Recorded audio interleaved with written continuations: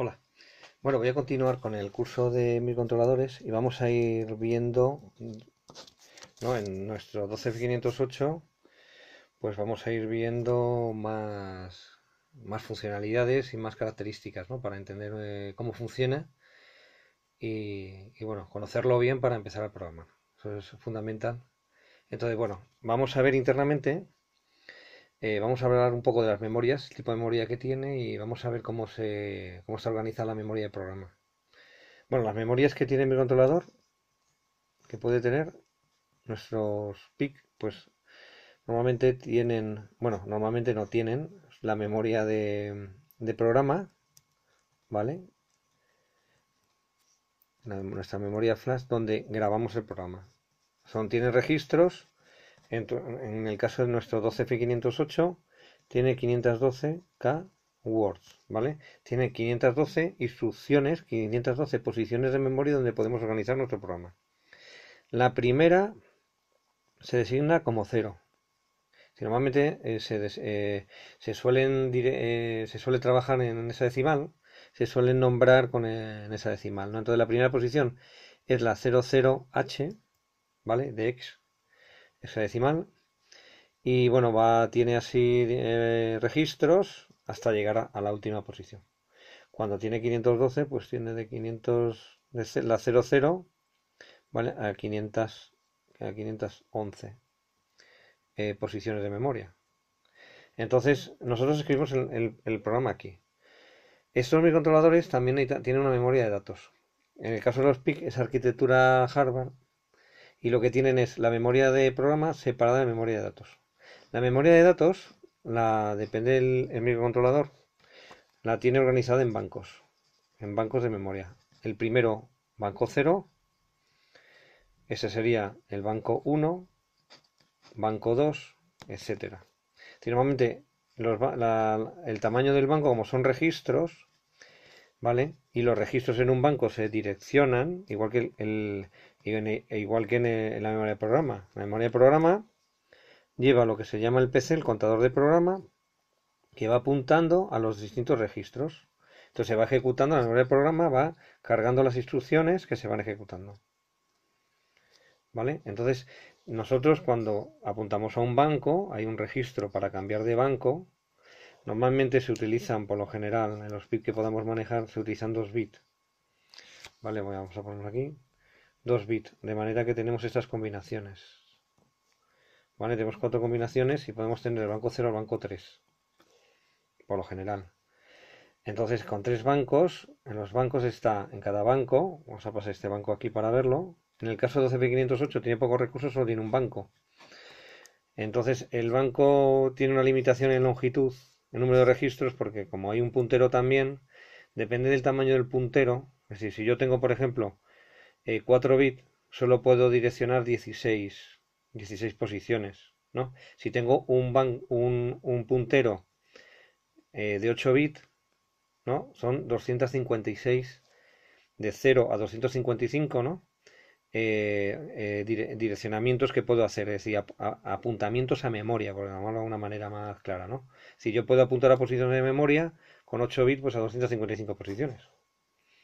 A 256, perdón, de la 0 a la 255. Entonces, eso nos va a limitar, normalmente limita el tamaño del banco. Entonces, cuando se necesitan más, eh, se disponen de más recursos, se organizan en bancos, ¿vale? Esos son los conceptos bueno, que necesitamos un poco aprender. En el caso del 12F508 solo tiene un banco pequeñito. Los bancos se dividen en dos partes, es decir, la primera posición en el 12F508 del banco es la 00H y la última es la 1FH, ¿vale?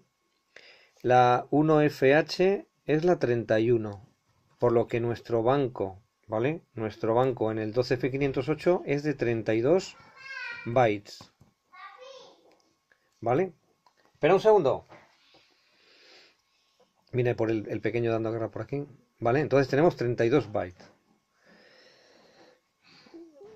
Entonces, normalmente el banco se divide. Oye, Espera, que estoy haciendo un trabajo, ¿vale? El banco se divide en dos partes. Memoria, los registros del propio microcontrolador, los registros de configuración y los registros de memoria RAM, digamos. Todo es RAM, pero los registros de usuario, ¿vale? Para los registros de usuario para nosotros grabar las variables que queramos. Podemos manejar como queramos, ¿vale? Luego veremos esto cómo se asigna realmente, ¿no? Porque esto tiene un nombre de Special Function Register y los GPR, ¿vale? Los registros de propósito general, en castellano, y los registros de funciones especiales del microcontrolador. Estos registros de aquí, ¿vale? De propio PIC de configuración, están en función de los recursos que tenga el microcontrolador.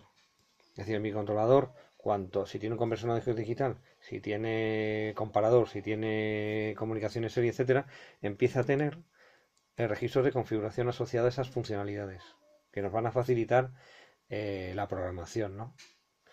Entonces, todos esos recursos que tenga,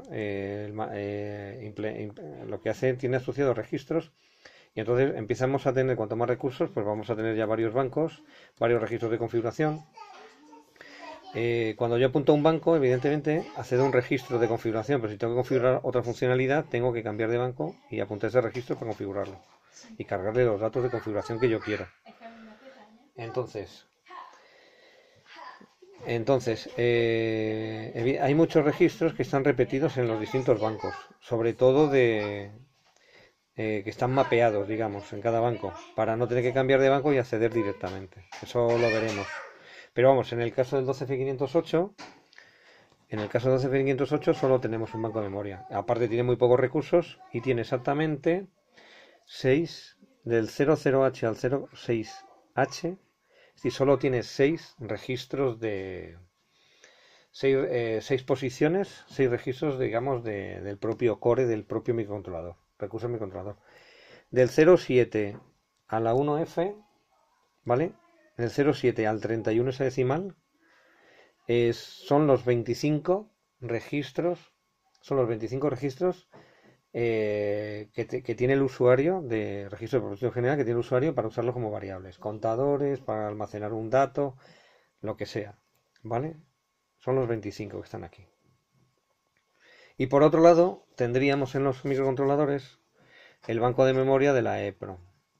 Y funciona igual. La EEPROM tiene una serie de registros, ¿vale? En la mayoría de los PIC, o los que yo manejo, de 8 bits, ¿vale? 8 bits.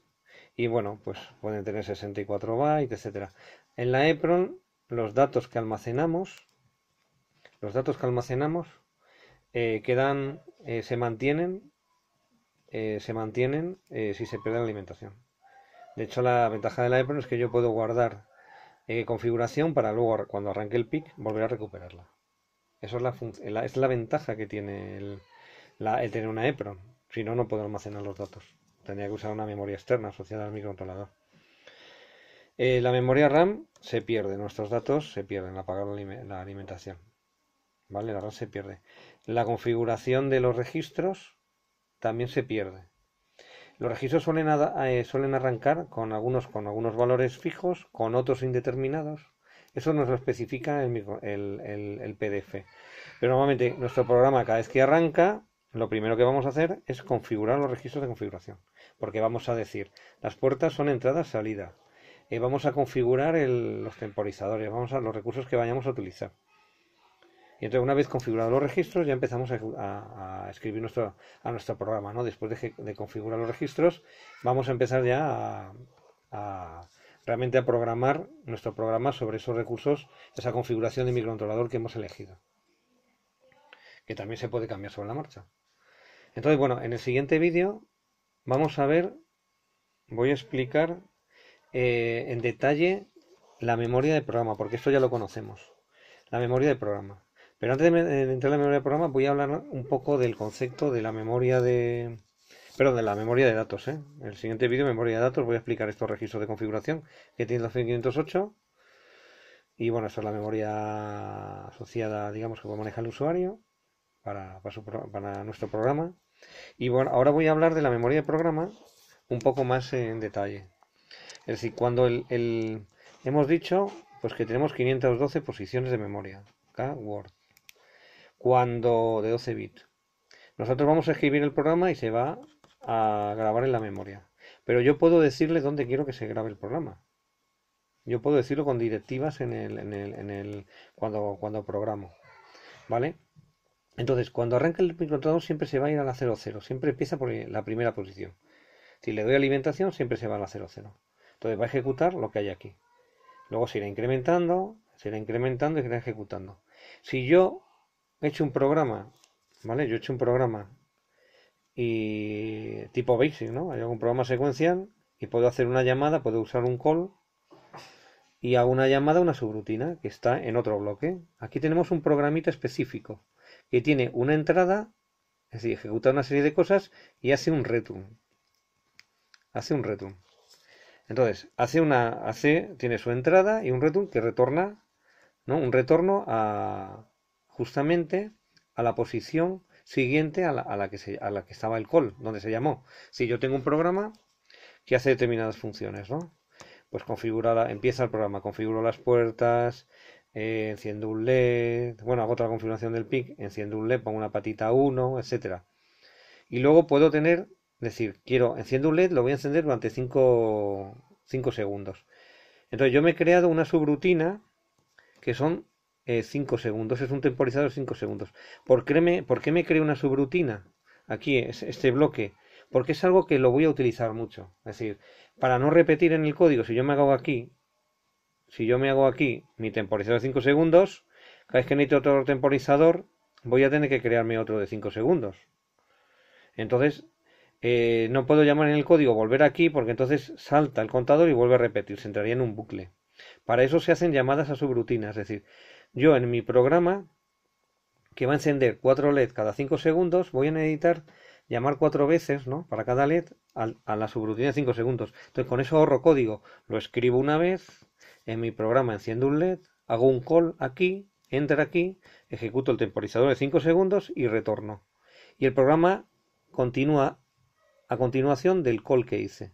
Entonces continuaría, ¿no? Enciendo el otro LED y haría otro call a la subrutina. Retorno, enciendo el tercero, llamo al call, enciendo el cuarto, enciendo el call. Y ya podría ahí apagar finalizar el programa y que se quedaría ya con los 4 LEDs encendidos. O continuar, apago, temporizo 5 segundos, apago, ¿no? Haría otro call, ¿vale? Apagaría los LED y diría go to, vete otra vez al principio. Enciende el LED 1 y ese programa sería nuestro programa ejecutándose en bucle. Por ejemplo, ¿no? Otros programas se ejecutan en bucle, pero este ejemplo que he puesto sí. Entonces, esa es la ventaja de tener una subrutina. Que yo tengo una pieza de código a la cual voy a llamar con un call y va a retornar al programa. Y entonces me evito escribir esto 4 veces, en el ejemplo, 4 o 5 veces, ¿no? En el ejemplo que veíamos. Porque escribir 4 o 5 veces, por ejemplo, imaginaos que este bloque de código tiene 8 instrucciones. Pues si lo repito 5 veces son 40 instrucciones. Entonces ya de las 512 me cargo 40. Depende de la complejidad del programa, pues me puede faltar luego código. Tengo que saltar, pudiéndolo hacer en uno de 512, me voy a tener que saltar a un PIC de 1024. Entonces, con la subrutina solo gasto 8 más las llamadas call, que es una instrucción call que meto aquí y este bloque tendría un retorno. Ese es el concepto de la subrutina. ¿Vale? El vector reset, que se llama cuando es el vector, es decir, es el principio del programa, la posición 00, ¿vale? Cuando inicia el programa se va a la posición 00, a este vector, a esta posición, y existe otro concepto que le llaman el vector reset. Perdón, el vector reset, el vector interrupción. Es decir, aquí ya hablaríamos de las interrupciones del programa. Es decir, vamos a ver, aquí, que se vea bien. Como he dicho, yo puedo grabar el código donde quiera. Siempre voy a empezar en la 00, pero luego yo puedo decirle con unas directivas, bueno, os adelanto que se llaman ORG, yo le puedo decir ORG 0x, posición, por ejemplo, por ejemplo, no sé, A7.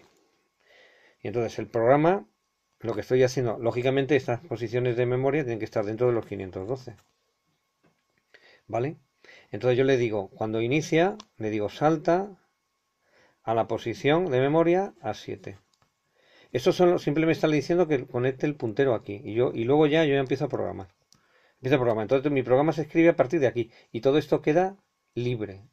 Todo esto está libre. Esto se puede hacer solo en el caso. Se puede hacer siempre que queramos, ¿no? La cuestión es que nuestro programa no exceda los 512. Porque ya no puedo escribir más. Pero eso se lo hace para dejar un bloque libre. Porque hay otro vector, como os decía, que se llama vector interrupción. Que es que cuando yo activo una interrupción en el microcontrolador.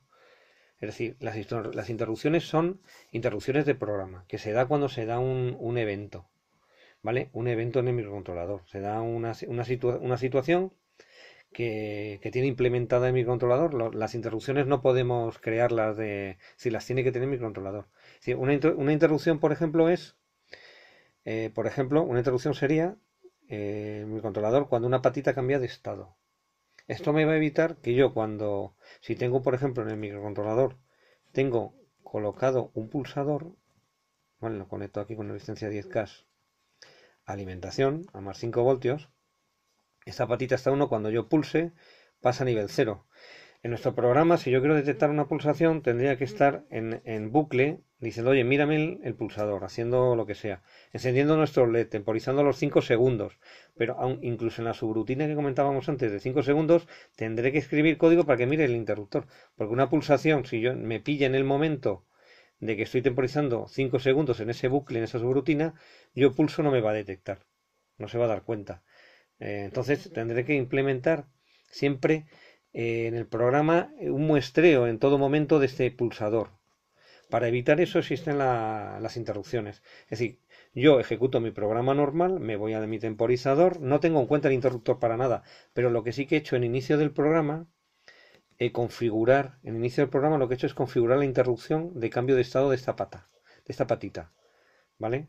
El 12F508 tiene una serie de interrupciones, las veremos también en detalle. Y bueno, podemos activarlas. Evidentemente, la interrupción que no exista, pues no podemos activarla. Entonces, en un cambio de estado de patita, nosotros vamos a ejecutar nuestro código y nos vamos a olvidar del interruptor. ¿Qué sucede? Que si le hemos activado, cuando se produzca el cambio de estado y el usuario, pulse el botón, me va a saltar al vector de interrupción, que es la posición de memoria 04H. Por eso yo dejo este bloque libre, ¿no? Dejo un bloque libre y aquí escribo mi código de interrupción. Entonces, si yo no utilizo interrupciones, yo puedo empezar a escribir el código todo directamente aquí. Empezaría en mi memoria, a ver que se vea todo. En mi memoria, si no utilizo interrupciones, empiezo a escribir el programa entero. Pum, pum, pum, no hay problema. Pero si evito una interrupción, no puedo escribir así, porque si evito una interrupción, cuando se produzca la interrupción, me va a saltar a la instrucción 04. Y si hay código aquí, pues se va a liar. Entonces tengo que dejarlo libre, saltar, escribir mi programa aquí, y dejar esto libre para escribir mi interrupción, escribir mi código de interrupción, que hará lo que sea. Y luego retornará, luego hay una instrucción para retorno, para salir de este código de interrupción y volver donde me quedé antes de producir esa interrupción y continuar el programa. ¿Vale? Entonces aquí lo que puedo ejecutar son acciones, es decir, si yo pulso el botón, apago los LED, por ejemplo, ¿no? Entonces yo voy a estar en bucle apagando los LED y encendiéndolos cada 5 segundos, pero si se pulsa el interruptor, yo voy a hacer, por ejemplo, en mi código que se apaguen todos los LED. ¿Vale? Y el programa va a apagar todos los LED y va a continuar encendiendo donde se quedó, por ejemplo, ¿no? Es un ejemplo, podría hacer lo que quisiera. Entonces, ¿a qué instrucción suelo saltar yo cuando inicio el programa?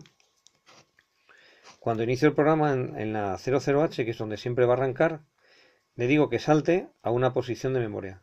¿Qué posición de memoria, para que sea, digamos, para aprovechar bien la memoria, dónde saltaría? Pues si yo en mi código, en la 04H, ¿vale? Escribo un código, pues depende, si necesito mucho, de toda esta parte de código, tendré que saltar en el programa a continuación de donde acaba el código de interrupción, ¿vale? Aquí, tendría que saltar a la siguiente. Entonces, dependiendo de esto, aquí puede tener 20 instrucciones, 5 o 40. Entonces, el salto de inicio de programa que va a estar aquí tendrá que estar a continuación de este código, ¿vale?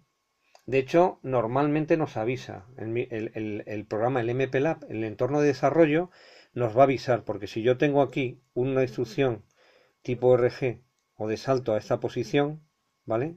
A este código, a esta posición, y todo esto lo tengo libre, si yo escribo un programa y me meto en esta parte, entro aquí, digamos, sobrescribe, me va a saltar una alarma, me va a dar un error el compilador, dice, oye, tu código tienes que mover, tienes que dejar más espacio porque tu código de introducción se está metiendo en la parte de inicio del programa. Eso me avisa. No sé si entendéis el concepto. Bueno, pues con esto yo creo que viendo un poco las instrucciones, el tipo de memoria que tenemos, ya me voy a, el siguiente vídeo, me voy a meter en ver también cuál es la velocidad de funcionamiento del microcontrolador, cómo en función del reloj vamos a tener un ciclo base del ciclo de instrucción básico para saber lo que tarda en ejecutarse una instrucción y poder jugar con los temporizadores. Es importante, porque si no sabemos esto, pues no podemos calcular los temporizadores ni el tiempo, ni podemos crear con precisión pues temporizadores en el microcontrolador. Pues nada, espero que cualquier pregunta me decís. Si os perdéis, no hay ningún problema en hacer cualquier otro vídeo, recalcar algo en concreto, contestaros vía email, etcétera. Pues nada, un saludo y muchas gracias.